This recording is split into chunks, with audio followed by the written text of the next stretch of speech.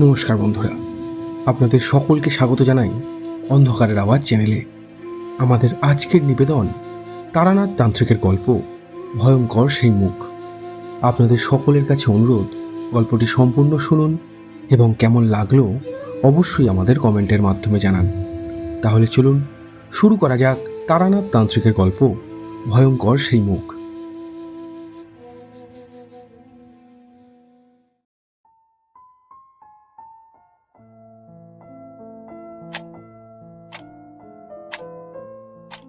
তীর্থ আসলে কি জানো? ওই যে পথটুকু আমরা তীর্থস্থানে যাওয়ার জন্য বেছে নিই, পথের বাঁকে বাঁকে নদীর জলরাশির রং বদলে যায় মানুষের বিচার, আচার, পরিধেয়, জীবনশৈলী, বোধ। আর সেই সকল দর্শন উপলব্ধি আমরা নিজের স্মৃতিতে চয়ন করে রাখি। তারই নাম তীর্থ। সে কোনো মন্দিরের উঠোনে মাথা ছোঁয়ানোর নাম নয়। রৌদ্রের রং শরতে গাঢ় হয়ে এলেই আমি আগাগোড়া দেখেছি একজন দার্শনিক তারানাথ জেগে ওঠেন। তিনি তখন শুধু আমাদের কথক বা শুধু জ্যোতিষী তারানাথ নন, তিনি একাধারে গল্প কথক, বিশ্লেষক ও বোধিপ্রাপ্ত সাধক। তার এই রূপটি যখন চোখের সামনে ভেসে ওঠে, সম্ভ্রমে বুকের ভিতরে সঙ্গবনে প্রণাম করি। হ্যাঁ, এই হলেন সাধক। কোনো নির্দিষ্ট মার্গ নেই তার। তিনি শৈব নন, শাক্ত নন, না অবতারবাদী বা বৈষ্ণব। তিনি বৃহত্তর মানব বোধের পূজক। কিন্তু কিশোরীর যেমন স্বভাব, এক মুঠো মুড়ি আর এক কামড় বেগুনি মুখে দিয়ে চিবুতে চিবুতে সে বলল, তাহলে মোদ্দা ব্যাপারটা দাঁড়ালো এই যে আপনি দেদার তীর্থ করে বেড়ালেন, আর তার সব পুণ্য আমরা লাভ করলাম ঘরে বসে বসে। না, আপনার গল্পগুলি আর প্রসাদের চেয়ে কোনো অংশে কিন্তু কম নয় ঠাকুরমশাই, যাই বলুন। তারানাথ আর তার উপর রাগ করেন না, শুধু মজা করে ছদ্মরাগের ভঙ্গিতে বললেন, গল্প? আমরা একসাথে হেসে উঠলাম। চারি যখন চা নিয়ে এলো, কিশোরী ঠোঁটের এক পাশ থেকে বাদামের খোসা মুছে নিচ্ছে গম্ভীর মুখে। সে মেয়েও কম যাবে কেন? চায়ের কাপ কিশোরীর হাতে তুলে দিয়ে সে গম্ভীর গলায় বলল,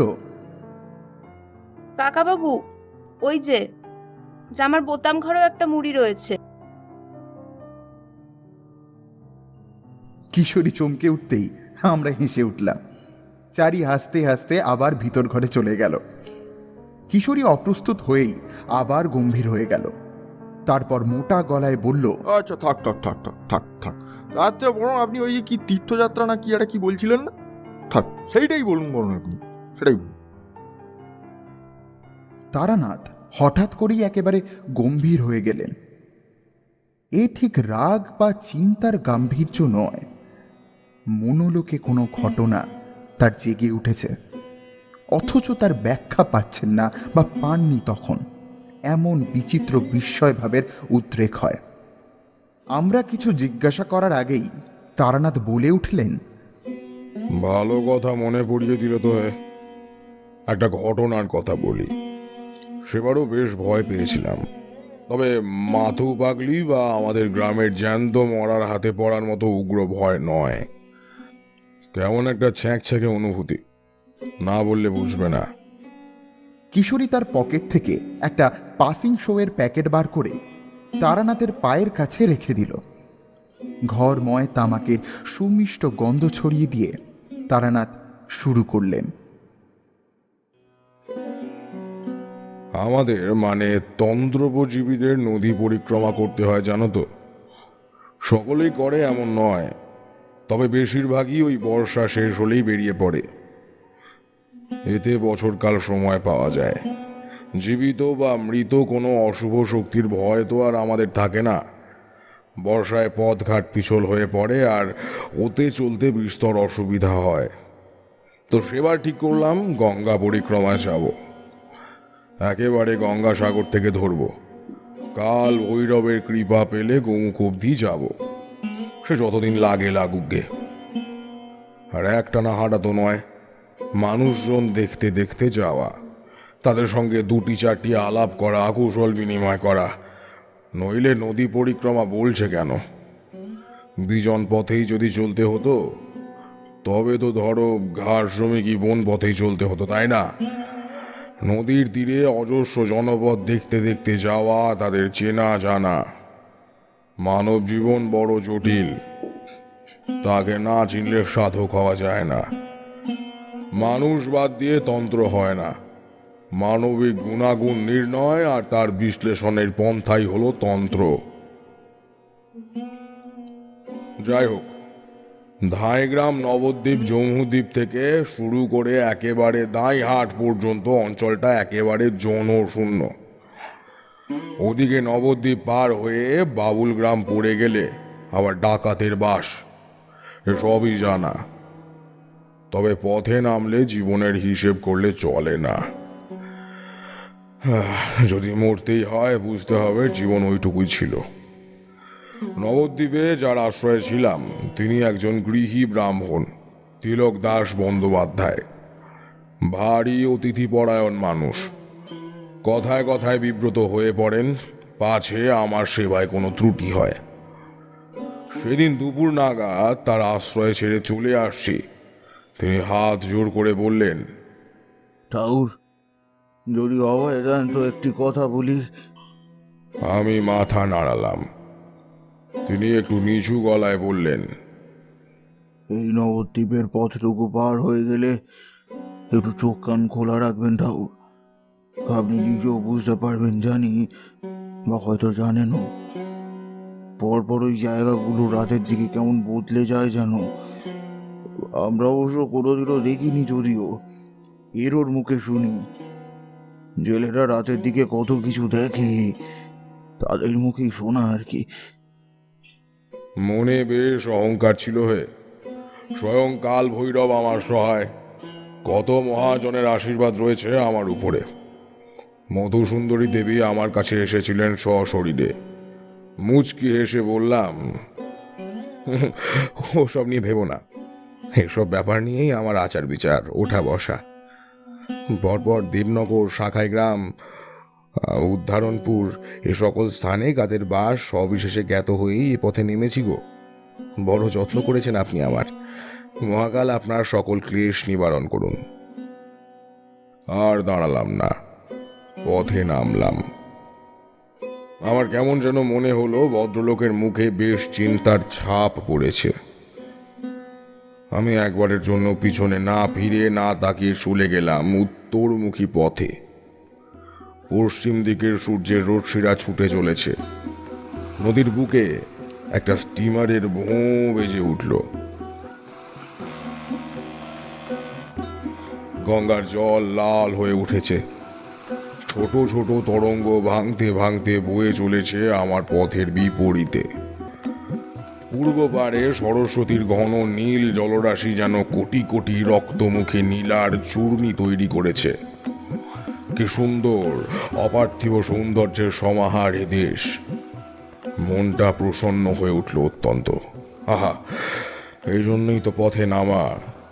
এ পাথেও প্রসাদের কম কি। জাহান্নগরের বিষহরী পিঠ পার করে আধ ক্রোশ মতো গিয়েছি, অন্ধকার নামলো জ্যোৎস্না খাঁকে। পথের বাঁ দিকে একটা চালা ঘর পড়ল, লম্বাটে ছাউনি।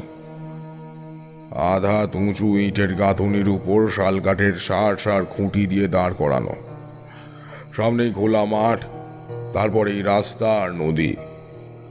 মিঠে একটা হাওয়া দিচ্ছে। আমার প্রাণটা জুড়িয়ে গেল। ঠিক করলাম ওই চালা ঘরে রাতটি কাটিয়ে আবার রওনা দেব। তবে সেটা ভোর ফুটলে।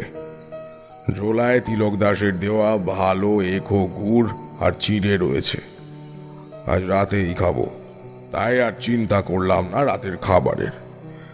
আর সেই রসদ না থাকলেও চিন্তা ছিল না। তখন জিভ আর পেট এখনকার মতো এত লোভী আমার হয়ে ওঠেনি। যাই হোক, চিঁড়ে গুড় খেয়ে নদীর দিকে এগোলাম হাত মুখ ধুয়ে নেওয়ার জন্য। হঠাৎ করে মনে হলো আমার মনটা খুব খারাপ। ভারী আশ্চর্য লাগলো নিজের কাছেই।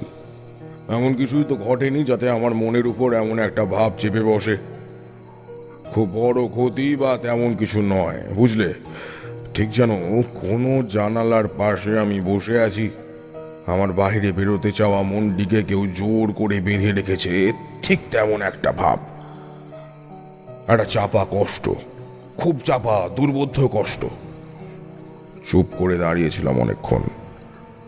সম্বিত ফিরল শেয়ালের ডাক শুনে। অনেকগুলো শেয়াল নয়, একটাই শেয়াল, খুব কাতর, চাপা স্বরে এসে ডাকছে। তবে সে তেমন আশ্চর্য হওয়ার কিছু কথা নয়। সবে বর্ষা গেছে, অন্য বার থেকে হয়তো নদীর টানে কোনো শেয়াল ছানা ভেসে এসেছে পারে, ফিরতে পারছে না, সেরকমই কিছু একটা ভাবলাম। গ্রামাঞ্চলের খুব স্বাভাবিক ঘটনা সেটা, কিন্তু মনের মধ্যে একটা অজানা দুঃখের কুণ্ডলী আগে থেকেই পাক কাটছিল। তাই ভাবলাম ওই জন্তুটিও বোধহয় খুব কষ্টে আছে। মাথা নিচু করে নদীর দিকে এগিয়ে গেলাম।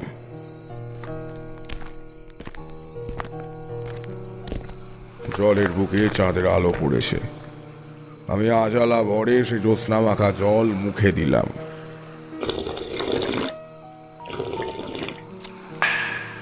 পেট পুড়ে জল খেয়ে উঠে আসছি, হঠাৎ নদীর বুক থেকে কে যেন কেঁদে উঠল। বুক ফাটা কান্না নয়, ফুঁপিয়ে ফুঁপিয়ে খুব করুণ সুরে কান্না। ঘুরে দাঁড়াতেই এক অদ্ভুত দৃশ্য আমার চোখের সামনে ভেসে উঠল। নদীর স্রোতের উল্টো দিকে একটা ডিঙি নৌকো ভেসে যাচ্ছে, আর তার গায়ে গলুইয়ে বসে আছে এক অদ্ভুত মূর্তি। ঘাটের এত কাছ দিয়ে নৌকোটি ভেসে যাচ্ছে যে স্পষ্ট আমি তার সব দেখতে পাচ্ছি।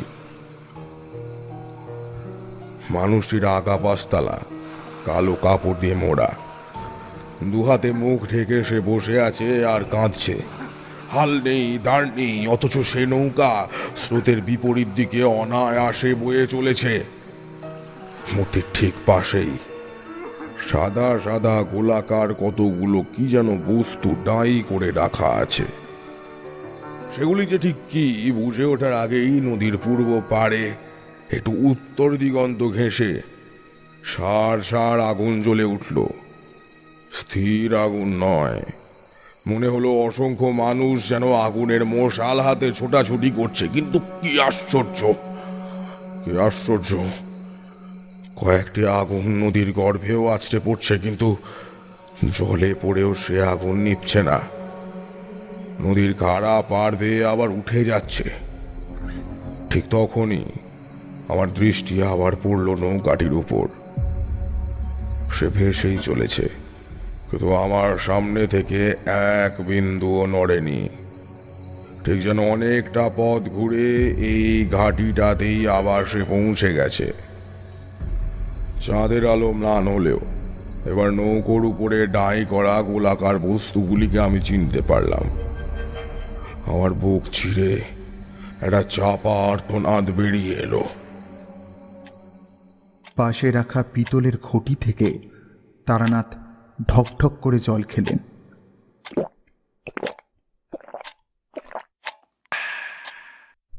আমি বুঝলুম তার গলা শুকিয়ে গেছে।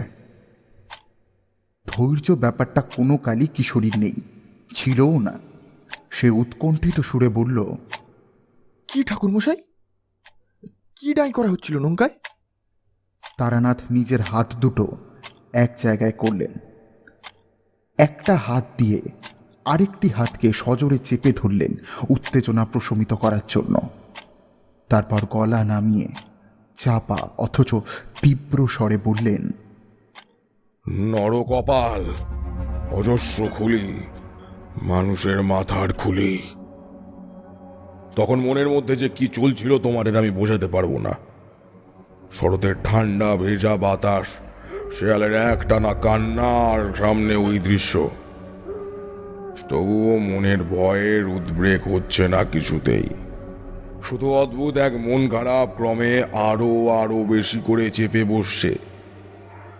যে মাংসপিণ্ড শরীরের সর্বত্র রক্ত সঞ্চালিত করে, তার দাঁড় মুখ থেকে কে যেন একটি ভারী পাথর বসিয়ে দিয়েছে।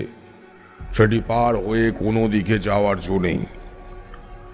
গলার মালাটিতে হাত দিয়ে এক মনে কাল ভৈরবের নাম করতে লাগলাম। কতক্ষণ জপ করেছি মনে নেই। আমার মনে হলো আমার দৃষ্টিপথ আর শ্রবণ পথে কেউ খুব সূক্ষ্ম একটি পর্দা ঝুলিয়ে দিল। সব দৃশ্য, শব্দ আমার অনুভব থেকে ধীরে ধীরে মুছে যেতে লাগলো। একসময় আমার নাকে ভেজা শিউলি ফুলের গন্ধ এসে লাগলো। আমি বুঝলাম এবার সব স্বাভাবিক হলো। ভেজা শিউলির গন্ধ খুব উগ্র হয়, লক্ষ্য করে দেখবে। একটু শুকিয়ে গেলে গন্ধ তেমন খেলতে পারে না, তাই রাতে বা ভোরে শিউলির গন্ধ যেমন প্রাণ ভরে পাওয়া যায়, বেলা বাড়লে তেমনটি হয় না। ঝিঝির ডাক এই প্রথম কানে এলো। এতক্ষণ তারা যেন কোনো ভয়ে চুপ করেছিল। আমি স্বস্তির একটা নিঃশ্বাস ফেললাম। তারপর দোচালাটির দিকে এগোবো ভাবছি, এমন সময় পশ্চিম দিক থেকে একটি মানুষের গলা ভেসে এলো। পথ হারিয়েছেন নাকি পথিক? দোচালার ঠিক গা ঘেঁষেই উত্তরে যে একখানি পশ্চিমমুখী পথ রয়েছে, আবজা অন্ধকার ঠাউর করতে পারিনি। মানুষটা এগিয়ে এলেন ঠিক সেই দিন থেকে। জ্যোৎস্না আলোয় তাকে দেখলাম। আহা, সে কি রূপ গো! দীর্ঘ গৌরবর্ণ দেহ, গলায় দুফেরদা তুলসীর মালা, কপালে রসকলি এঁকেছেন বড় যত্ন করে, মুন্ডিত মস্তক, একটি মাত্র সাদা কাপড় পরনে। সেটি দিয়ে ঊর্ধ্বাঙ্গ ও নিম্নাঙ্গ আবৃত করা হয়েছে। আমি অবাক হয়ে বললাম, আপনি এই অন্ধকারে নদী তীরে কি করছেন? তিনি নরম গলায় বললেন, অন্ধকার নদী তীর নয় গো, গৃহী যখন দেখতে পাচ্ছেন, গৃহও রয়েছে নিশ্চয়ই। ওই একটু দূরেই আমার ভদ্রাসন। স্ত্রী পুত্র কন্যা নিয়ে তার দেওয়া আশ্রয় থাকি। আসুন না, একটা রাত আমার বাড়িতেই অবস্থান করুন, আমরা ধন্য হই। যাতে বারুজীবী, তবে পৃথগান্নের ব্যবস্থা আছে। আমার গুরু ভাইরা এলে সে ব্যবস্থাই ব্যবহার করেন, আপনার কষ্ট হবে না। কি অদ্ভুত নরম সুন্দর কথা বলার ধরনে বিভূতি! বুঝলে, তোমায় কি বলবো, যেন শতাব্দীর একদম শুরুতে ফিরে গিয়েছি। আর আমার গ্রামের কোনো পিতৃস্থানীয় মানুষ আমাদের নরম স্নেহময়ী বাংলা ভাষায় কথা বলছেন। এইসবের টানেই তো বারবার গৃহত্যাগী করেছি। আমার দেশের অত্যন্ত অঞ্চলগুলিতে যে ভালোবাসার ফুলগু ধারা বয়ে চলেছে, তার জলে বারবার দেহ পবিত্র করে নিতে চেয়েছি। মাঝে মাঝে মাঝে মাঝে আমার মনে হয় তন্ত্রশিক্ষা বোধ হয় অজুহাত মাত্র। আদতে আমি মানুষের কাছে ছুটে যেতে চেয়েছি, তাদের চিনতে চেয়েছি, জানতে চেয়েছি। শাস্ত্রমতে আমাদের একই দিনে দুটি গৃহে থাকা বিধিসম্মত নয়। সবে দুপুরেই তিলক দাসের আশ্রয় ছেড়েছি, তাকে সে কথাটি বললাম। তিনি হেসে উঠলেন প্রাণ খুলে। তারপর মিঠে গলায় বললেন,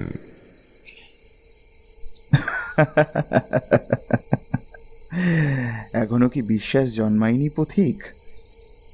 ওই আকাশ থেকে শুরু করে এই মাটি পর্যন্ত ঘর মাত্র একজনেরই। আমরা তো প্রকোষ্ঠবাসী।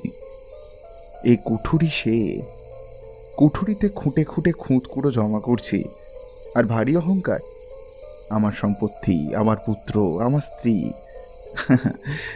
আদেও আমার বলে কি আছে কিছু? ওই তো পরের ঘাট থেকে পবিত্র শ্মশান ভূমি শুরু হয়। লজ্জা নিবারণের বস্ত্রটুকুও সেখানে বিসর্জন দিতে হয় অন্তিম যাত্রায়। দ্বিধা করবেন না পথিক, ওই একটি মাত্র ঘরে আমরা সবাই রয়েছি, আজও, সহস্র বছর পরেও। আসুন। তার গলায় এমন এক স্নেহময় আদেশের সুর ছিল যে আমি আর না বলতে পারলাম না। পশ্চিমমুখী পথে এগিয়ে চললাম। কি নরম জ্যোৎস্না পড়েছে পথের পাশের পেঁপে বনে।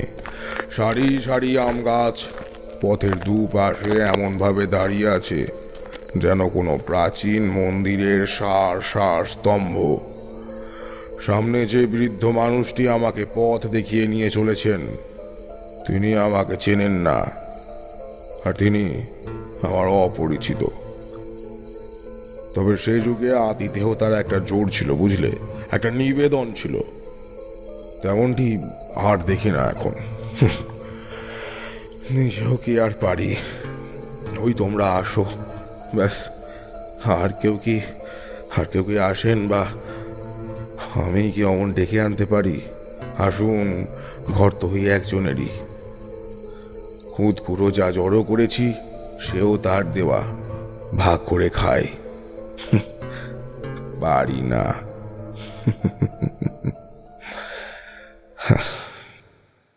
আবেগে তারানাথের গলা ভারী হয়ে থেমে গেল। আমি খুব ভাবতে লাগলুম, এমন বিরাট মানুষগুলি হঠাৎ করে এমন অদৃশ্য হয়ে গেলেন কি করে?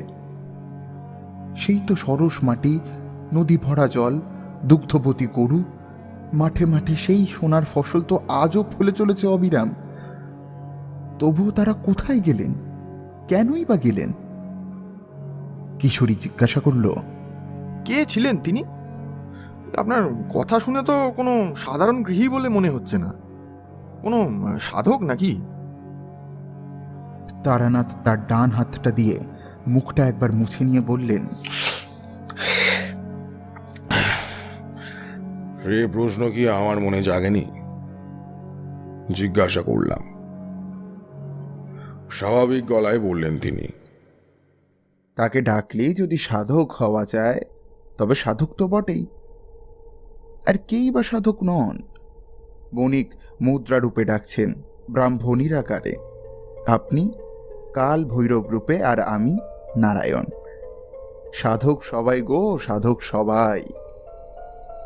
বাঁ দিকে বাঘ নিতেই মাথার উপরের গাছপালার বুনোট পাতলা হয়ে এলো। খোলা আকাশ বড় হতে হতে গাছের কালো মাথাগুলি মুছে দিয়ে এক রাস জ্যোৎস্নায় ভরিয়ে দিল দৃষ্টিপথ। চারটি ঘর গোল উঠোনকে ঘিরে রয়েছে। একপাশে তুলসী তলায় প্রদীপ জ্বলছে, আর সার সার সন্ধ্যা মালতী গাছে জ্যোৎস্না পড়েছে যেন খোকা কুকুর হাত ফসকে খই। পশ্চিম দিক থেকে ডালে ফোড়ন দেওয়ার গন্ধ ভেসে এলো। কে যেন একটি মেয়ে গুনগুন করে গান করছে। মনটা কেমন একটা করে উঠল, বুঝলে। সাধারণ গৃহীর ঘরে এমন অনায়াস পবিত্রতা, শুদ্ধতা এ কেমন করে হলো? তাকে জিজ্ঞাসা করলাম, আগে আগে কি আপনার নাম কি আপনার? তিনি উত্তর দিলেন, আমি হরনাথ কর। পূর্ব দিকের ঘরটিতে একটি মাদুরের উপরে আমাকে বসিয়ে রেখে তিনি কোথায় যেন একটা চলে গেলেন। দেখলাম এ ঘরেই গৃহদেবতার আসন। তাদের লক্ষ্মী নারায়ণ রয়েছেন কৃষ্ণ ঠাকুর, চৈতন্যদেব, একটি শালগ্রাম শিলাও রয়েছে লাল কাপড়ের উপরে। ধূপ আর কর্পূরের একটা মিশ্র গন্ধ। চওড়া চৌকির উপরে টান টান করে পাতা নীল চাদর। চৌকির এক পাশে ধানের বস্তা একটির উপর করে আরেকটি এরমভাবে সাজিয়ে রাখা হয়েছে। তার পাশে আবার বিচি কলার কাঁদি, কাঁচা পাকা পেঁপে, নারকেলের ডাই করা হয়েছে। হরনাথ সম্পন্ন গৃহস্থ বেশ বোঝা যায়। তার ঘরের লক্ষ্মীশ্রী দেখলেই সেটা ঠাউর করতে পারা যায়। একটি মাত্র প্রদীপ জ্বলছে ঘরে। হ্যারিকেনটি একেবারে নিভু নিভু করে দেওয়া হয়েছে একটি সবুজ টিনের বাক্সের উপর। পাশে বাঁধানো লাল খাতা। বুঝলাম ওটি হরনাথের তহবিল। ভাবো তো একবার, একেবারে অপরিচিত এক ব্যক্তিকে তিনি তার তহবিলের পাশে প্রায় অন্ধকার ঘরে বসিয়ে রেখে গেছেন। ভাবতে পারি এখন আমরা এমন করার কথা। সেকালে একে অপরের প্রতি বিশ্বাস ছিল না। মানুষ মুখ থেকেই ভালো খারাপ বুঝে ফেলতে পারতো। কি জানি এখন কেন এমনটা হয় না। তো কিছু পরে হরনাথ ফিরে এলেন আবার, সঙ্গে একটি কালো কালো লম্বা মেয়ে, হাতে কাঁসার বাটিতে আমসত্ত্ব, নারকেলের তক্তি আর গুড় বাদাম। মনটা এতে ভরে উঠল। এতটা খুশি হলাম মানে তোমাদেরকে আমি বলে বোঝাতে পারবো না এখন। আমাদের গ্রামের বাড়িতে মা এমন সব টুকিটাকি খাবার বানিয়ে রাখতো, লেবুর আচার, কুলের আচার। দীর্ঘশ্বাস ফেলে মেয়েটিকে বললাম, নাম কি রে মাগো? গ্রামের মেয়ে, এতটুকু জড়তা নেই, হেসে বলল, আমি কমলা। আমি অবাক হয়ে বললাম, সার্থক নাম, সার্থক নাম। কি করে বুঝলি মা আমার খিদে পেয়েছে? সে হেসে উঠল। ঢোলে গড়িয়ে পড়া হাসিও নয়, আবার আঁচল মুখে দেওয়া হাসিও নয়। আমাদের সামনে চারি যেমন হাসে ঠিক তেমনই। কি করে জানবো? জানি না যে, বাবা বলল তাই তো নিয়ে এলাম। অকপট স্বীকারোক্তি, এতটুকু অপ্রস্তুত হওয়া নেই, সাজানো গোছানো মেকি আতিথেয়তা নেই। আমার মনটা এমন ভরে উঠল যে দুহাত তুলে বলে ফেললাম, নারায়ণের মতো জীবনসঙ্গী হোক মা তোর, নারায়ণের মতো জীবনসঙ্গী হোক। কথাটুকু শেষ অবধি করিনি, হরনাথ হো হো করে হেসে উঠলেন।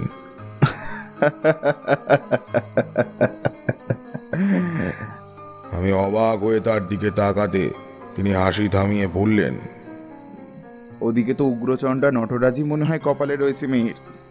আপনি আর আশীর্বাদ করে কি করবেন? আমি বুঝলাম মেয়েটির বিয়ে ঠিক হয়েছে। আর কিছু না বলে মেয়েটি চলে গেল।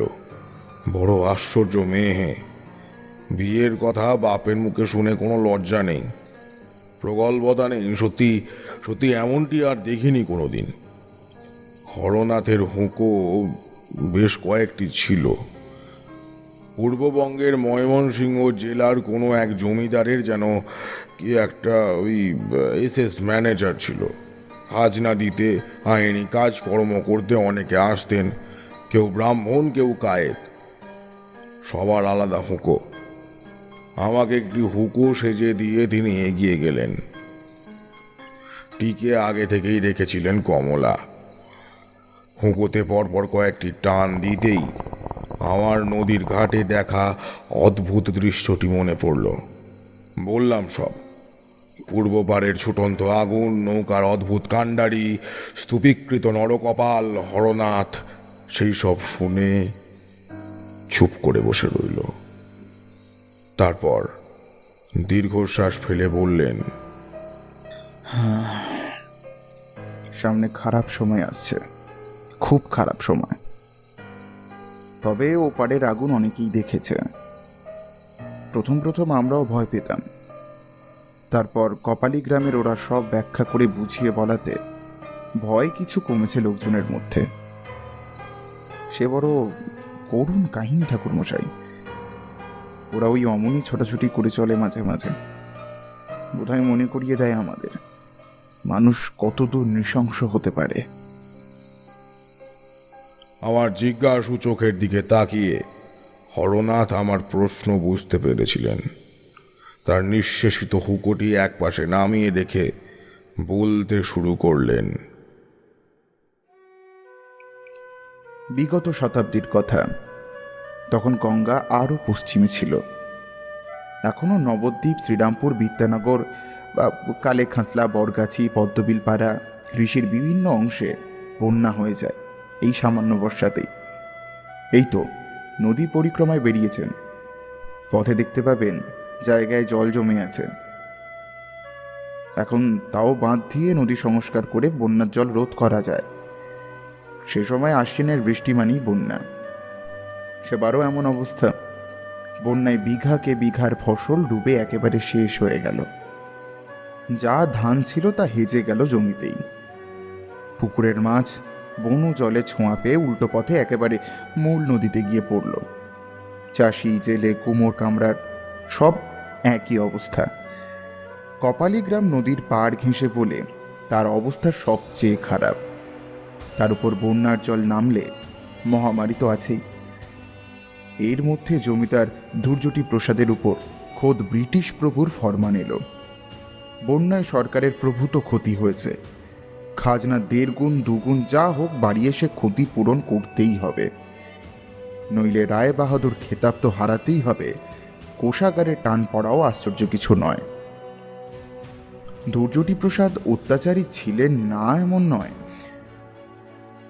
তবে নৃশংসতা তার চরিত্রে ছিল না। কিন্তু ইংরেজ সরকারের ফরমান পেয়ে তিনি হিতাহিত জ্ঞান শূন্য হয়ে পড়লেন। ব্রিটিশ প্রভুর বিরুদ্ধে মাথা তুলে প্রতিবাদ করবেন সে শিরদাঁড়া তার ছিল না। অগত্যা তার ক্রোধের আগুনটুকু আছড়ে পড়ল হতদরিদ্র সর্বশান্ত গ্রামবাসীদের উপর। সে এক বড় অদ্ভুত অবস্থা। যতই মারো, কাটো, চাবুক দিয়ে পেটাও, খালি কলসি হাজার ঝেড়েও যেমন এক বিন্দু জল পাওয়ার উপায় নেই, তেমনি গ্রামবাসীদের পিষে ফেলেও নয়া পয়সাও উসুল হলো না। আদতে তো নেই কিছু, দেবে কোথা থেকে? ধূর্যটি প্রসাদ ভেবে বসলেন এ বুঝি তাদের বিদ্রোহ। ওদিকে কপালীদের সারা বছর এক বেলা করে খাওয়া, সূর্য ডুবলে তারা এক জল আর মদ ছাড়া কিছুই মুখে তোলে না। তারা সম্বৎসরকালের জমানো কিছু সঞ্চয় দিয়ে ছোট করে শ্মশানকালী পুজোর আয়োজন করল। এ তাদের অবশ্য করণীয় আচরণবিধি, উপোস থেকে হলেও করতে হবে। কপালী বোঝেন তো, গ্রামের সকলেই ছোট বড় কাপালিক। এসব লোকমুখে ধূর্যটি প্রসাদের কানে এসে খবর পৌঁছল। এমনিতে কপালীদের তিনি খুব একটা ঘাঁটাতেন না, কিন্তু এবারে তিনি আর রেয়াত করলেন না। পাইক ডেকে আদেশ দিলেন, দে পুড়িয়ে দে গোটা কাপালী গ্রাম। সে এক বিভৎস দৃশ্য। কপালীদের জোয়ান বা আধবুড়ো যারা ছিল তারা তো বেরিয়ে গেছে নদী পরিক্রমায়। ঘরে শুধু শিশু, বৃদ্ধ, অদীক্ষিত ছেলে ছোকরা আর মেয়ে মানুষ। আগুনে পোড়া দেহের জ্বলুনিতে কেউ বন বাঁধার ভেঙে লাফিয়ে পড়ল নদীতে। ছেলেকে কোলে নিয়ে মা পুড়ে ছাই হয়ে গেল। বাচ্চা পেটে কুচি বউ, ঠাকুর বসাই, ঠাকুর বসাই। এ তো আমার চোখে দেখা দৃশ্য নয়, কিন্তু যতবারই শুনেছি বুক ঠান্ডা হয়ে গেছে ভয়ে, হু হু করে উঠেছে দুঃখে।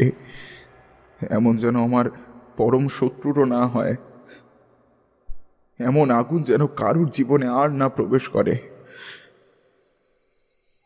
আমি দেখলাম হরনাথের দেহ কণ্টকিত হয়ে উঠেছে, চোখ টল টল করছে জলে। আমি ধরা গলায় বললাম, ধূর্যটি প্রসাদের কিছু হলো না? একটা সুদীর্ঘ নিঃশ্বাস ছাড়লেন হরনাথ। বললেন, নিয়তিকে কে খণ্ডাবে ঠাকুর মশাই? কোথায় যেন শিকারে না কিসে গিয়ে সারা দেহে এক রোগ নিয়ে ফিরল। এক চোখ কানা, সারা দেহে ঘা, সারা দেহ কালো চাদরে ঢেকে রাখত সে। চোখের সামনে বউ, ছেলে, নাতিপুতিরা অদ্ভুতভাবে মরে যেতে লাগলো। তবে সবচেয়ে ভয়ানক পরিণতি হয়েছিল পাইকদের যে সর্দার ছিল রঘুনাথ তার। কপালী গ্রামে সে নিজের হাতে আগুন দিয়েছিল। তা এক পূর্ণিমার রাতে সে বিরাট এক আম গাছের মাথায় উঠে নিজের গলায় নিজে ফাঁস দিয়ে, ভাবুন একবার, জমিদার বাড়ির হাতার মধ্যেই সে গাছ। আবার ধূর্যটি প্রসাদের ঘরের জানালা দিয়ে সে ভয়াবহ দৃশ্য দেখা যেত। কাজের লোকজন, চাকর বাকর যা ছিল আগেই পালিয়েছে। ওই মৃতদেহ নামানোর লোকও পাওয়া যায়নি, কাক শকুনে ঠুকরে ঠুকরে খেয়েছে। চোখ কেন, নাড়ি ভুড়ি। একদিন সকালে হঠাৎ করেই শোনা গেল ধূর্যটি প্রসাদও উধাও হয়ে গেছে। উধাও মানে একেবারে শূন্য। মরলে তো লাশও থাকবে, তাও নেই। শুধু পরদিন থেকে উদ্ভব জেলের ডিঙি নৌকাখানিও উধাও। এ রহস্যের আজ অব্দি সমাধান হলো না ঠাকুর মশাই। লোকমুখে ফেরে ধূর্যটি জমিদার আর কপালী গ্রামের কাপালিকদের অভিশাপের কথা। আর ওই ভরা নদীর ওপারে মাঝে মাঝে ছুটোছুটি করতে দেখা যায় ওই আগুনগুলোকে। হরনাথ দীর্ঘশ্বাস ফেললেন। আমরা দুজনেই চুপ করে বসে রইলাম বেশ কিছুক্ষণ। রাত বাড়ছে, বুঝলাম শিউলি ফুলের গন্ধ আরো গাঢ় হয়ে উঠছে। হরনাথ উঠে পড়লেন। না, দেখি ওদিকে কি হলো। হরনাথ রসবতীর দিকে চলে গেলেন। তার ঘরটি ঘিরে পাতায় পাতায় সরসর শব্দ হচ্ছে। দু এক পশলা বৃষ্টিও বোধহয় হয়ে গেল। আমার মনে হলো আমি যুগ যুগ ধরে এখানেই বসে আছি, আর আমার চতুর্দিকে মানুষ নিঃশব্দে হাসছে, খেলছে, কাঁদছে, জ্বলছে, আবার আবার বেঁচে উঠছে। তখনও অমর জীবনের দেখা পাইনি, নইলে বুঝতাম যে অমর জীবন কোনো ব্যক্তি বিশেষ নয়, সেটা একটা দর্শন, সত্য দৃষ্টি। আমরা প্রত্যেকেই দেহান্তরে জন্মান্তরে যুগ যুগ ধরে বসে আছি এক অসীম অনন্ত পথের পাশে। এ পথের সকলেই পথিক, সকলেই দিশারি, সকলেই পরিব্রাজক।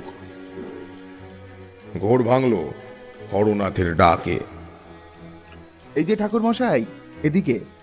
পথশ্রমের অনেক ক্লান্তি গেছে, হাত মুখে একটু জল দিয়ে নিন, অন্ন গ্রহণ করে শুয়ে পড়ুন। রাত বেশ কম হলো না কিন্তু। সকালে হরনাথের ভিটা ছেড়ে পথে নামছি, সেই মেয়েটি বলে উঠল, আবার এসো ঠাকুরমশাই। আমার খুব বলতে ইচ্ছা হলো, মাগো মাগো, তোর ছেলে হয়ে তোর কাছেই থেকে যাই। পারবি না দুটো খেতে দিতে? পারবি না রে? পারলাম না কিশোরী। আসলে আসলে আমার বন্ধন থাকতে নেই, আমার গৃহমোহ থাকতে নেই। পরিব্রাজকের আবার ঘর কি গো?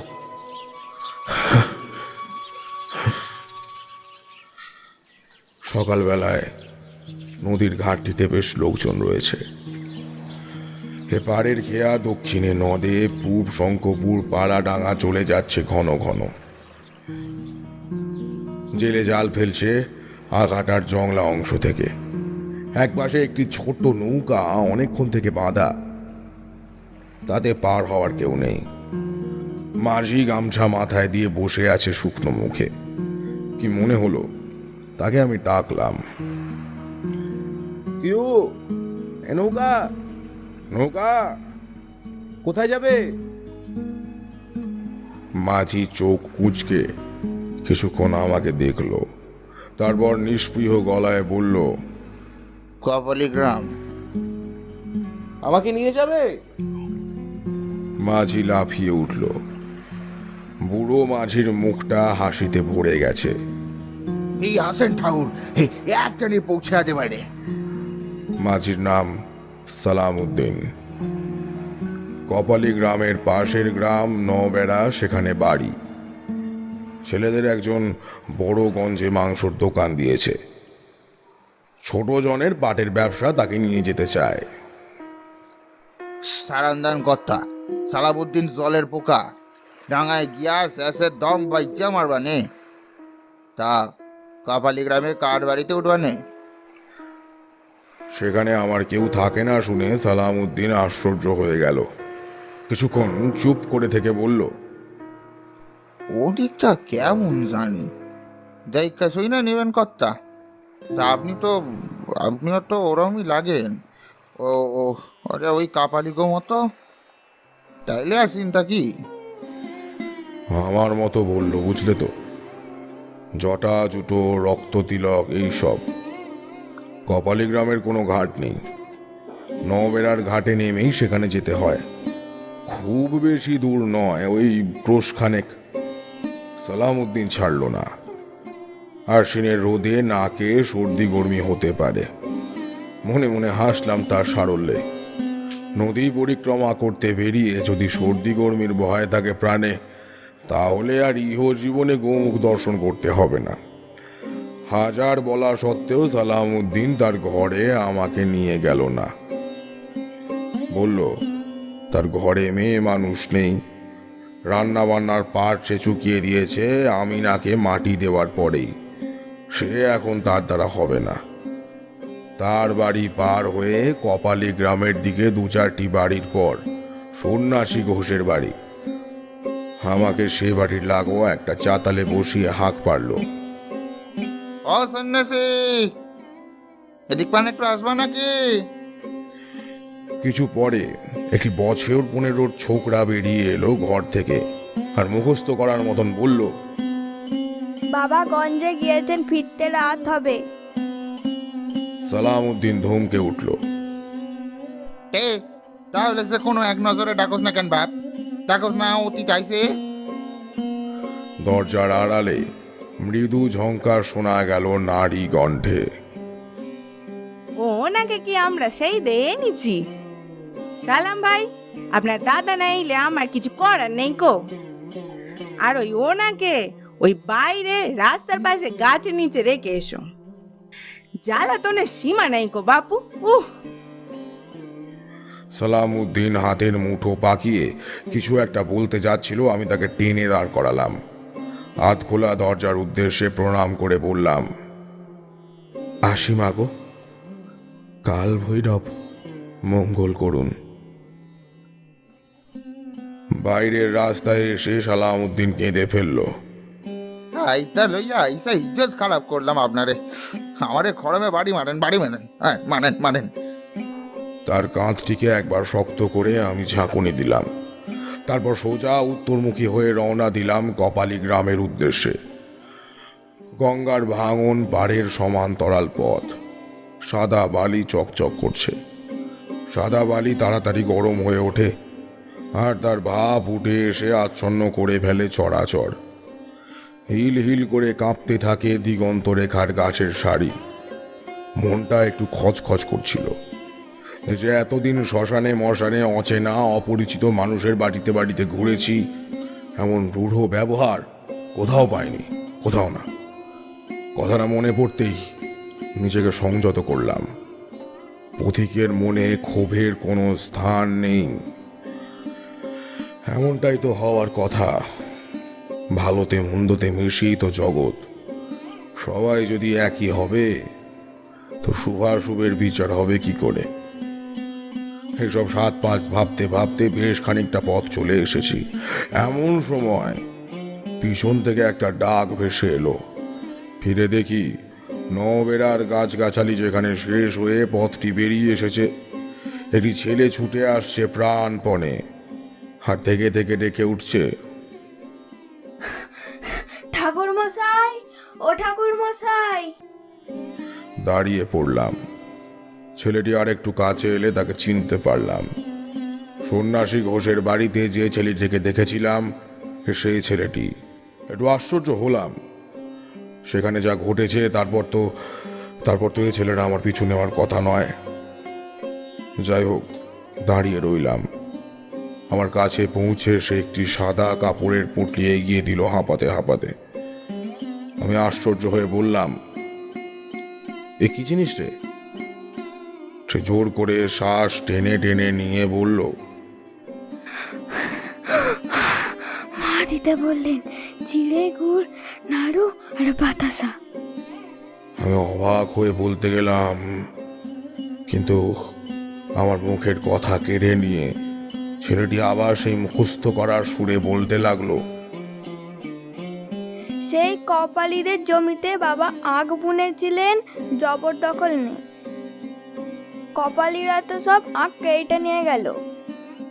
সেই থেকেই বাবার খুব রাগ ওদের ওপর। মা বাবাকে খুব ভয় পায়। বুঝলাম। মনটা শ্রদ্ধায় পরিপূর্ণ হয়ে গেল। সেই অন্তরাল বর্তিনী মহিলার মাতৃরূপিণী করুণাময়ী রূপটা মনের মধ্যে ধরার চেষ্টা করলাম। মনে হলো আমার মনের অনেক গভীরে যেন ধূপ আর চন্দন বাটার গন্ধ পেলাম। ছেলেটিকে জিজ্ঞাসা করলাম, তোর বাবাই তো লোকের জমিতে চাষ করতে গেলেন, তো কেন গেলেন? সে অনেক কথা ঠাকুর মশাই। চরের জমি নাকি ওপারের জমিদারদের সম্পত্তি ছিল। তারপর সেসব নয় ছয় হয়ে যায়। বিলি বন্দোবস্তের সময় বাবার ঠাকুরদার ভাগে ওই জমিগুলো পড়ে। সেসব দলিলও বাবার রয়েছে। অত তো বুঝি নে। কপালীরা বলে ওই জমি নাকি তাদের বাপ ঠাকুরের ছাই দিয়ে কিনেছে। আজকের লড়াই নয় কো, সেই ছোট থেকে দেখে এসছি। তবে আমি আমার মায়ের মাথায় দিব্যি করেছি, ও লড়াই আমি লড়বুনি। আসি ঠাকুর মশাই। আমি কিছু বলার আগেই ছেলেটি আবার দৌড়ে নিজের গ্রামের দিকে চলে গেল। কিছুক্ষণ সেখানে দাঁড়িয়ে থেকে আমি আবার কাপালি গ্রামের দিকে ফিরলাম। শরতের রৌদ্র দ্রুত তার রং ধরে আসে। বাড়ি ছটফটে ছোট ছেলের মতো তার ধরন। সারা দিন সাদা কালো মেঘের আলো ছায়ায় ভারী দুরন্তপনা করে বেড়ায়, আর বেলা পড়তে না পড়তেই তার দু চোখ ঘুমে জড়িয়ে আসে, ঝিমিয়ে পড়ে। তার চোখে মুখে কত আশ্চর্য সব রং খেলে যায়, যেন আধো ঘুম জাগরণের স্বপ্ন। তারপর কখন যেন কোজাগরি মুখী চন্দ্রদেবী উঠে আসেন আকাশ আলো করে। দুরন্ত খোকা ঘুমিয়ে পড়ে। বড় আশ্চর্য এ মানব নিবাস, বুঝলে বিভূতি? কাউকে চেনা যায় না এক দর্শনে। কত রঙের কত আকারের মুখোশ পরে মানুষ বসে আছে।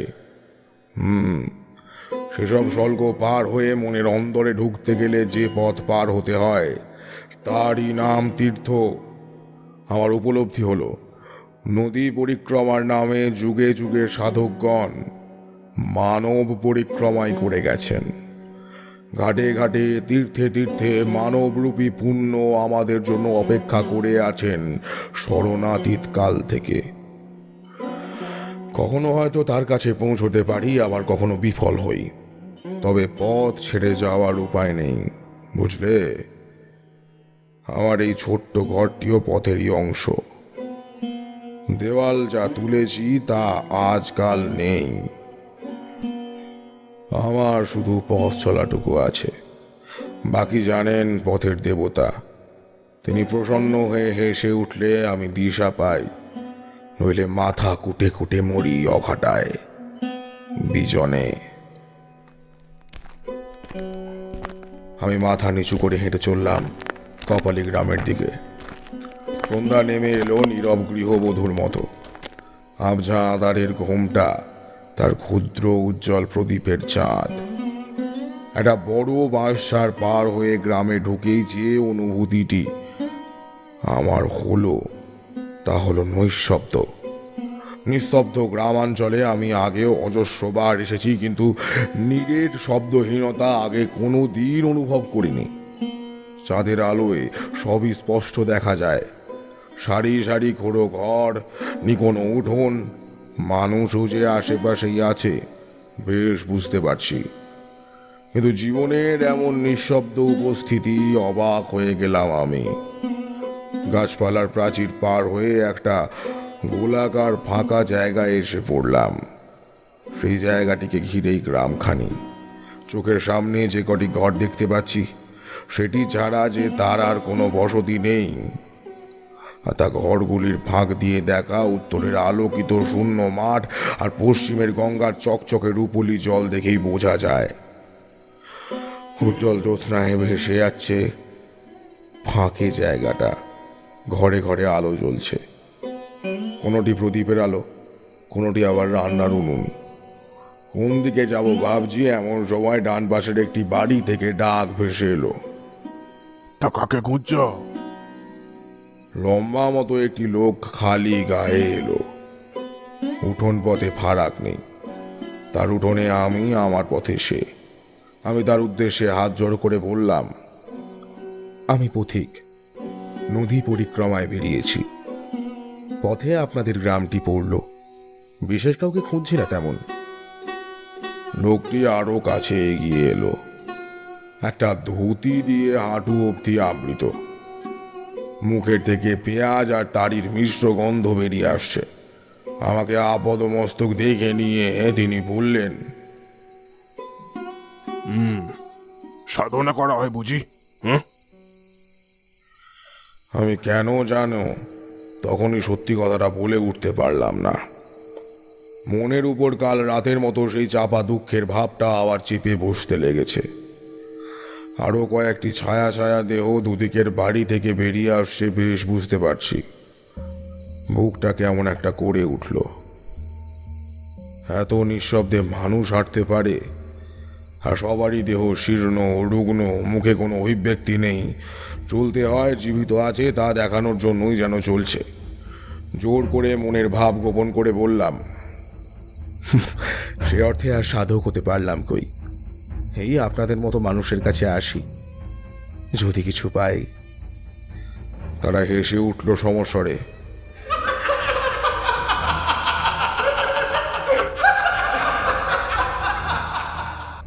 বিভূতি, আমি মাতু পাগলির হাসি শুনেছি বেতালের হাসি। ভয়ে প্রাণ পাখি উড়ে যাওয়ার জোগাড় হয়েছে, কিন্তু এমন হাসি জীবনে প্রথম শুনলাম। জীবনকে দগ্ধে দগ্ধে তিল তিল করে খুন করার মতো ওই হাসি আর সহ্য হলো না আমার। আমিও তারানাথ তান্ত্রিক, স্বয়ং কাল ভৈরব আমার সহায়। চিৎকার করে উঠলাম, অসভ্যের মতো হাসছো কেন? কেন হাসছো তোমরা? আমি মশকরা করছি তোমাদের সঙ্গে? হ্যাঁ, এই পোড়া গ্রামে নইলে আছে নাকি? আগুয়ান ছায়াগুলো থেমে গেল এক লহমায়। হাসিটাও থেমে গেল। বেশ কিছুক্ষণ আমরা দুপক্ষই চুপ করে রইলাম। প্রথম লোকটি অনেক পরে একটা দীর্ঘ নিঃশ্বাস ফেলে বলল, পোড়াগ্রামই বটে, আসলে আমরা হলাম ঘর পোড়া গরু। অচেনা লোকে বিশ্বাস হয় না, আর বিশ্বাস হয় না মিষ্টি কথায়। এসো ঘরে এসো। তা গরিব ভিকিরির ঘরে 4টে চাল ভাজা ছাড়া আর কিছু পাবে না। আর বলি, তাড়ি চলে নাকি? হ্যাঁ, ও ঢের আছে। ছায়ামূর্তিগুলো থেমে গিয়েছিল যেখানে, বোবা হারগিলের পাখির মতো সেখানেই আলো আধারিতে দাঁড়িয়ে রইল। আমি বারবার পিছু দেখতে দেখতে আসছিলাম। সেই দেখে লোকটি বলল, এসো এসো, ভয় নেই। ওরা বাইরের লোক খুব বেশি দেখেনি, তাই দেখছে। একটি মাটির সরায় করে সে আমাকে দুমুঠো শুকনো চাল ভাজা খেতে দিল। 2টি কাঁচা লঙ্কা আর মাটির ভাঁড়ে ওই গেঁজানো তাড়ি দিল। খেলে খাও, না খেলে না খাও, দেওয়া কর্তব্য, এরকম একটা ব্যাপার। চাল ভাজা মুখে ফেলে চিবুতে লাগলাম। দেখি সে একটি মাটির কলকে বের করে ধরিয়ে ফেলেছে। গন্ধে বুঝলাম বেশ উচ্চমানের গাঁজা। কটু গন্ধ, তবুও চতুর্দিক বদ্ধ হয়ে আসছে না। একটু দূরেই নদী বয়ে চলেছে, শনশন হাওয়া উঠছে। আমার চুল দাড়ি ধোঁয়াগুলো ঘোট পাকানোর আগেই উড়ে যাচ্ছে জানলা দরজা পার হয়ে জ্যোৎস্না ভরা মাঠে। এক সময় সে নিঃশেষিত কলকেটির পাশে উপুর করে রাখতে আমি জিজ্ঞাসা করলাম, এ বালির চড়ায় থাকো কি করে তোমরা? চাষাবাদও তো বিশেষ কিছু হয় না। সে আমাদের জোগাড় হয়েই যায়।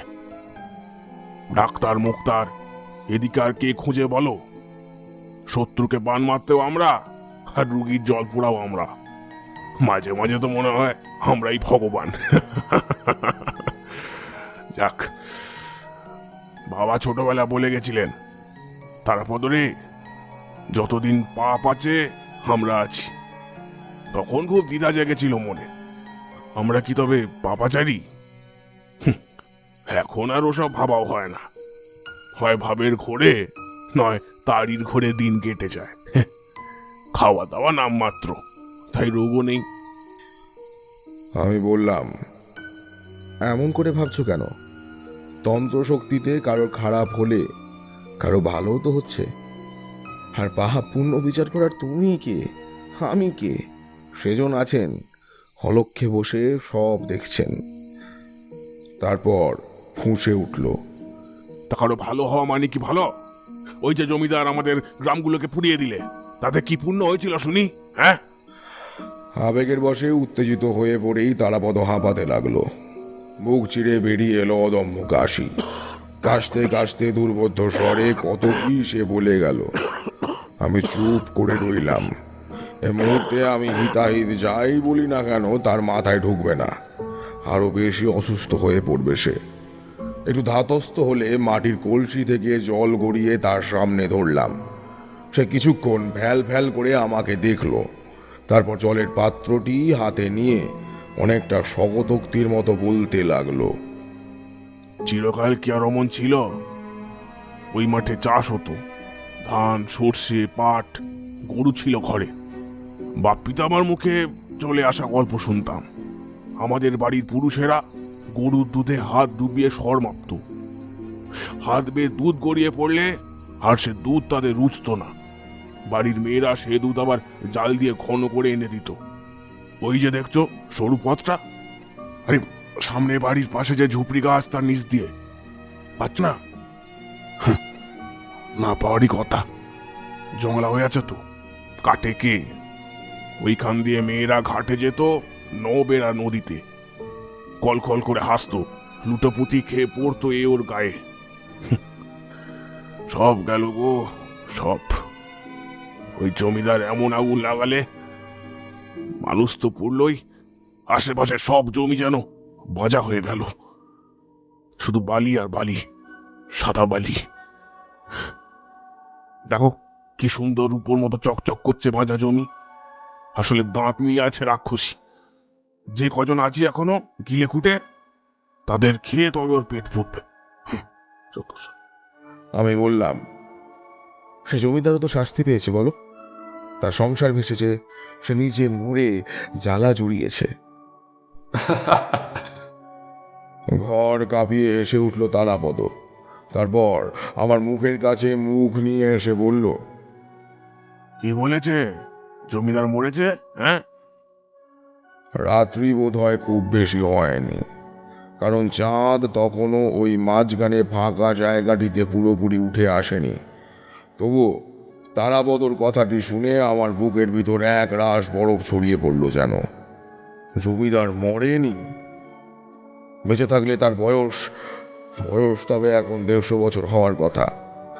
ভাঙা ভাঙা গলা খাকাটি দিয়ে পরিষ্কার করার চেষ্টা করছি, এমন সময় তারাপদ উঠে দাঁড়ালো। এদিকটায় বেশ গাছগাছালি রয়েছে, যদিও তাদের আড়ালে নদীর ভরা দেহখানি স্পষ্ট দেখা যায়। চাঁদের আলো আর একটা আবজা ধোঁয়াশায় ডুবে আছে ঢোল কলমি, শ্যাওড়ার বন, বাঁশ গাছের গোড়া ডুবে আছে বৃষ্টির জমে থাকা জলে। তাতে জোনাকি জ্বলে উঠছে নিঃশব্দে, যেন চাঁদের আলোর টুকরো। আশ্চর্য, এ গ্রামে ঝিঝি ডাকে না, রাত চড়া পেঁচা উড়ে যায় না ডানা ঝাপটিয়ে, বাদুর চামচিও দেখিনি এখনো পর্যন্ত। তারাপদ ফিস করে বলল, গ্রাম বাঁধা আছে বলে অনেক নিশাচরী গ্রামে আসতে পারে না। কিছু দূর গিয়ে যেখানে গাছের প্রাচীর শেষ হয়, নিচু গলায় তারাপদ বলল, আমি জানি না আমি কি দেখতে এসেছি হে অর্ধপরিচিত কপালের সঙ্গে। তবুও মনে হচ্ছে হাওয়ার তরঙ্গে জলের ঢেউয়ে ভেসে কোনো এক অপার দুঃখ যেন ভেসে আসছে আমার দিকে। এ দুঃখের শেষ নেই, জীবন নেই, মরণ নেই, শুধুমাত্র বয়ে চলা আছে, পরিক্রমা আছে কালের কুটিল আবর্তের ঘূর্ণিতে। নদীর হাওয়ায় একটু একটু শীত করে উঠছে আমার। এমন কিন্তু হয় না সচরাচর। এ শীত যেন বহিরাঙ্গের নয়, কোনো আদিম চাপা অজানা শোক আমার ভিতরে বসে ধীরে ধীরে ছড়িয়ে দিচ্ছে শৈত্য প্রবাহ।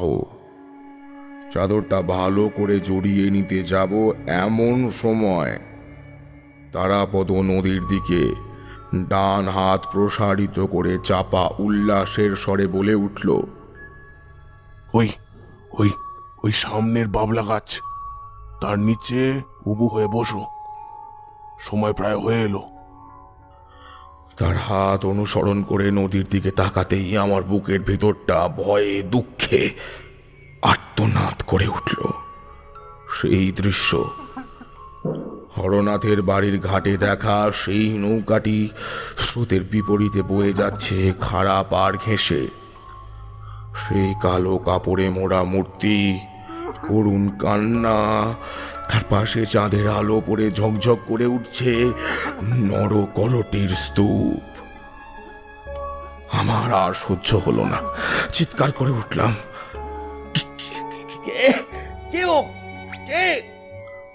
আমার চিৎকার শুনেই হয়তো মূর্তিটি কান্না থামিয়ে দিল।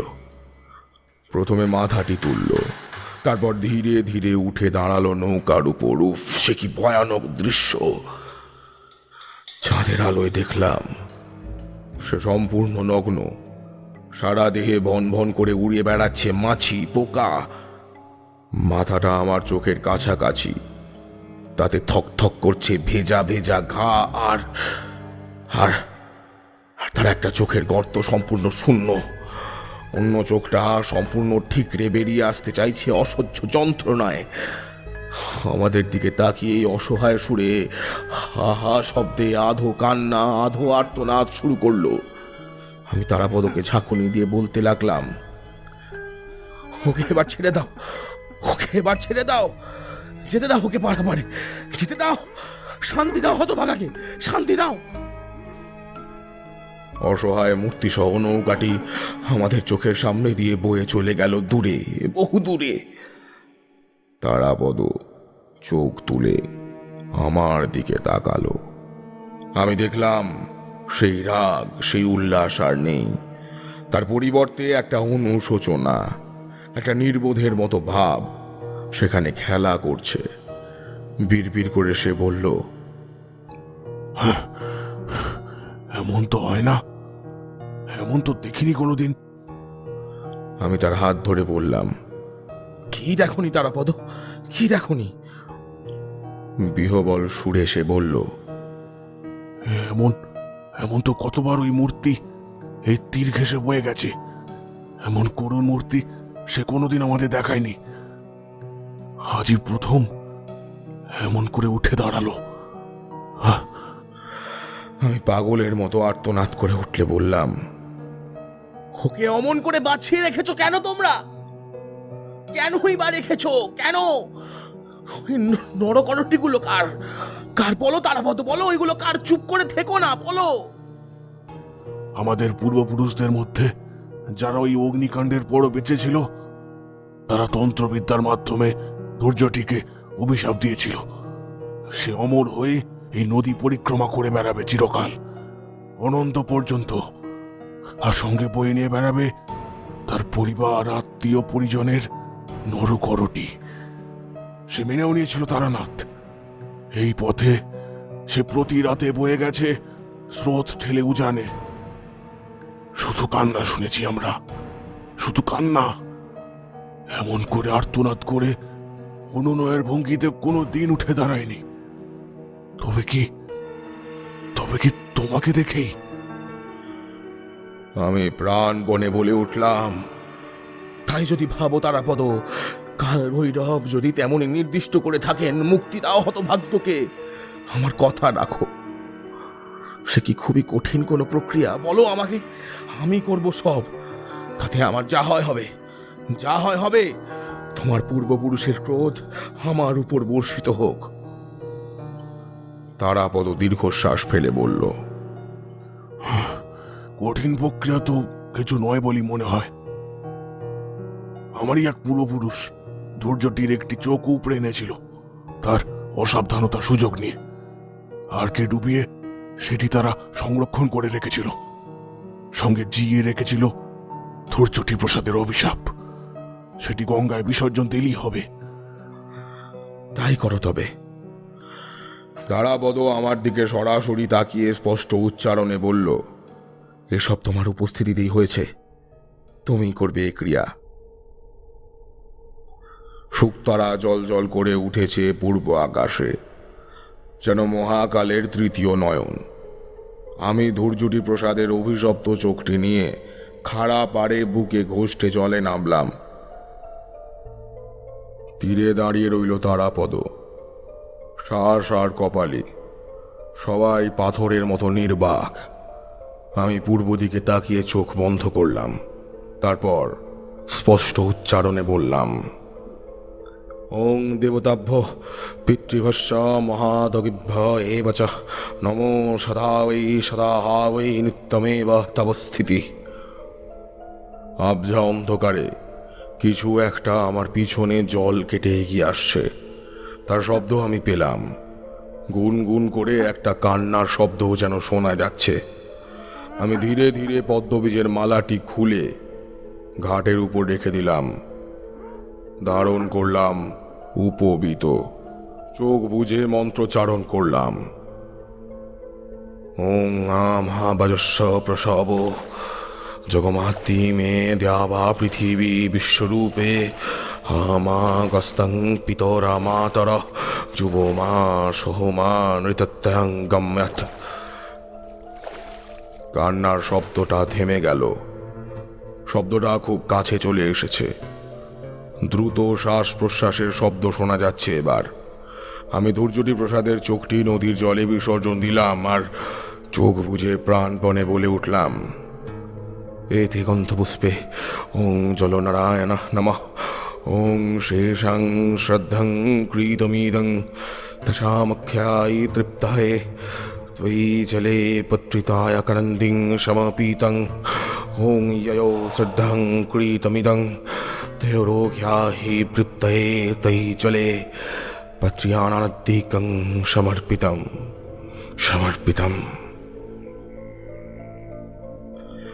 একটা দীর্ঘশ্বাসের শব্দ শোনা গেল, যেন যুগ যুগ ধরে জমে থাকা পুঞ্জীভূত যন্ত্রণা শ্বাসের মাধ্যমে আছড়ে পড়ল নদী বক্ষে। একটা প্রবল ঢেউ তোলপাড় করে উঠল, কিন্তু সে তীরভূমির দিকে এগিয়ে এলো না। তারপর সব শান্ত। খাড়া পাড় বেয়ে আমি উঠে এলাম তীরভূমিতে। নদীর দিকে ফিরে তাকাবো, কিন্তু আর পারলাম না। তারাবতর উদ্দেশ্যে ভুরু তুললাম। সে ঘাড় নেড়ে বলল, চলে গেছে। আর দাঁড়ায়নি গো, কোথাও দাঁড়ায়নি। আমার ফিরতি পথের দুপাশে পড়ে রইল কপালি গ্রাম, সালাম উদ্দিনের কুঁড়ে ঘর, সন্ন্যাসী ঘোষের দালান কোঠা, হরনাথ আর তার কালো মেয়ের ভিটা। কারো উঠোনে গিয়ে আর দাঁড়ায়নি। আমি জানি তারা আছে, থাকবে চিরকাল। এই পথের দুপাশে যে অগণিত তীর্থভূমি মন্ত্রপুত আলেয়া রয়েছে, তার প্রতি প্রকোষ্ঠে প্রকোষ্ঠে দেবদানবের বাস। সকলে খুঁত কুড়ো সঞ্চয় করে চলেছে ভবিষ্যৎ প্রজন্মের জন্য। পুণ্যের ভাগ, পাপের ভাগ ওই বিরাট হিসেব রক্ষকের তহবিলে জমা হয়ে থাকছে। এ খণ্ডানোর শক্তি এ বিশ্বে কারও নেই। শত পরিক্রমায় যাও, শত সহস্র তপস্যা করো, পুণ্যভূমি তপভূমির বুকে যেখানেই যাও, নিয়তি কেন বাধ্যতে? তোমাতে আমাতে যে ভালোবাসা, যা টানে তোমরা বারবার ছুটে আসো আমার কাছে। আমি উদ্গ্রীব হয়ে থাকি তোমাদের পায়ের শব্দটি শোনার জন্য, যার দাবিতে চারি বারবার তোমাদের কাছে লেশের ফিতের পুতুলের জন্য বায়না করে গেছে এ যাবৎ। বলো তো বিভূতি, কিশোরী, এর বড় তীর্থস্থান আর কোথায় আছে?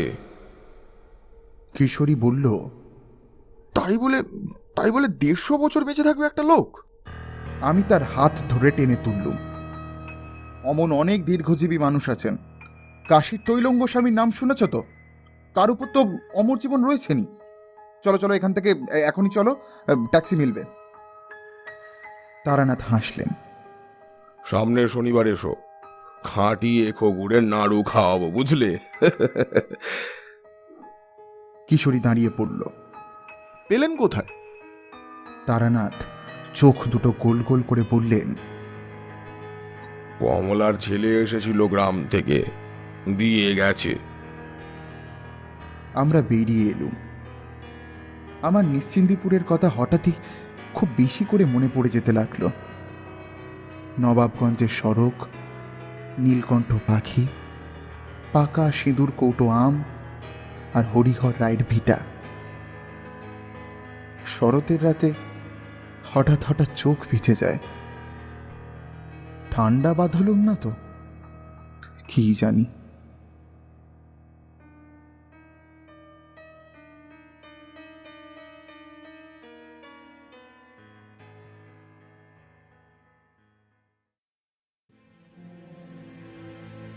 শুনছিলেন তারানাথ তান্ত্রিকের গল্প ভয়ঙ্কর সেই মুখ। গল্পটি আপনাদের কেমন লাগলো অবশ্যই আমাদের কমেন্টের মাধ্যমে জানান। যদি ভালো লেগে থাকে তাহলে একটি লাইক করবেন এবং এই রকম আরও গল্প শুনতে সাবস্ক্রাইব করতে পারেন অন্ধকারের আওয়াজ। দেখা হবে পরবর্তী একটি ভিডিওতে। ততক্ষণের জন্য সবাই ভালো থাকুন, সুস্থ থাকুন। সকলকে অসংখ্য ধন্যবাদ।